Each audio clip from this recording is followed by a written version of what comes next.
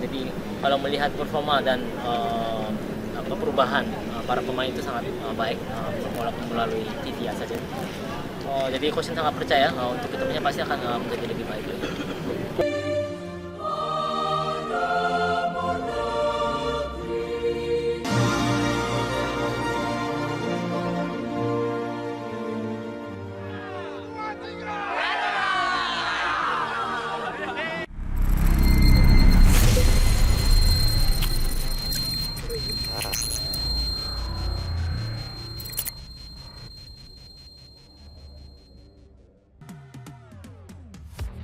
Jordi Amat dan Sandy Walsh berpeluang datang lebih cepat. Akankah ikut TC Timnas Senior di Bali? Para penggemar sepak bola sepertinya tidak sabar menunggu kedatangan Jordi Amat dan Sandy Walsh untuk ikut serta dalam latihan Timnas Senior.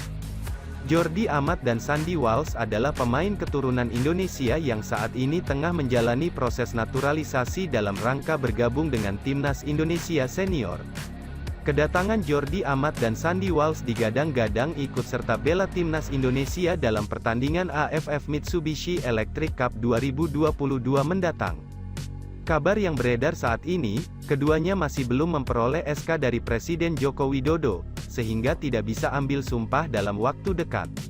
Proses naturalisasi Jordi Amat dan Sandy Walsh yang tidak kunjung selesai mendapat kritikan dari beberapa pihak, termasuk dari para penggemar sepak bola Indonesia. Berbeda dengan Sain Patinama, Jordi Amat dan Sandy Walsh digadang-gadang akan segera menjalani debutnya bersama Timnas Indonesia Senior.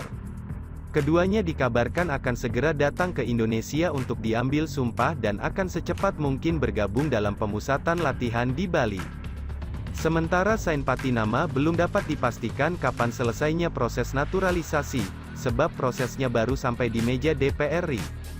Kabarnya, naturalisasi baru akan diproses lebih lanjut pada tanggal 9 November tahun 2022, sehingga untuk sampai ke meja presiden relatif lebih lama.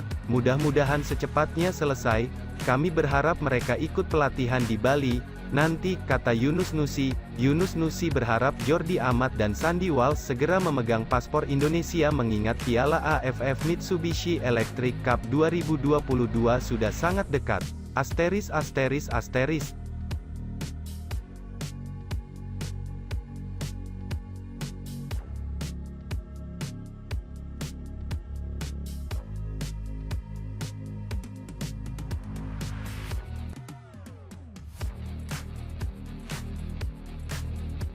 PSSI mengusahakan agar Jordi Amat dan Sandy Walsh bisa ikut pemusatan latihan TC Timnas Indonesia jelang Piala AFF 2022 di Bali.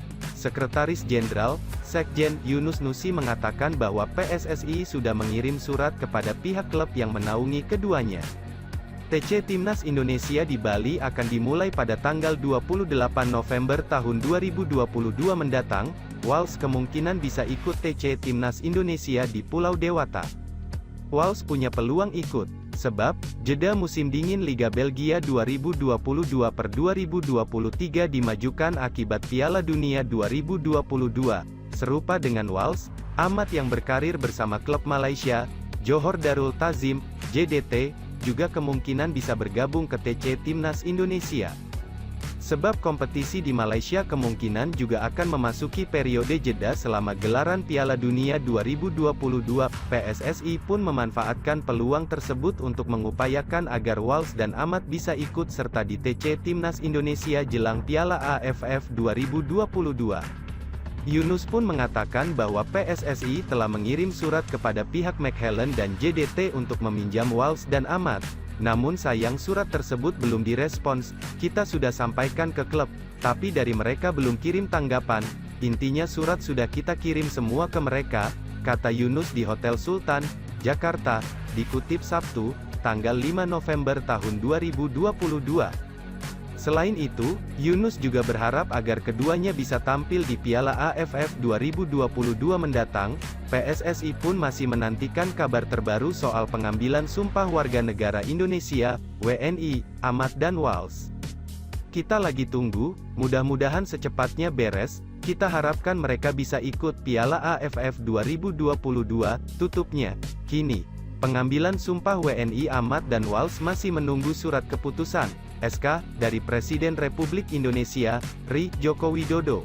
Keduanya bisa tampil di Piala AFF 2022 asalkan klub mereka mengizinkan.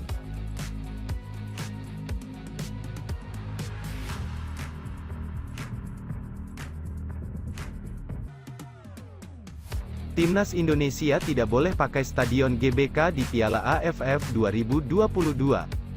Timnas Indonesia tidak diizinkan untuk menggunakan Stadion Gelora Bung Karno, SUGBK, Senayan, Jakarta Pusat, pada Piala AFF 2022 yang berlangsung pada tanggal 23 Desember tahun 2022 sampai tanggal 16 Januari tahun 2023.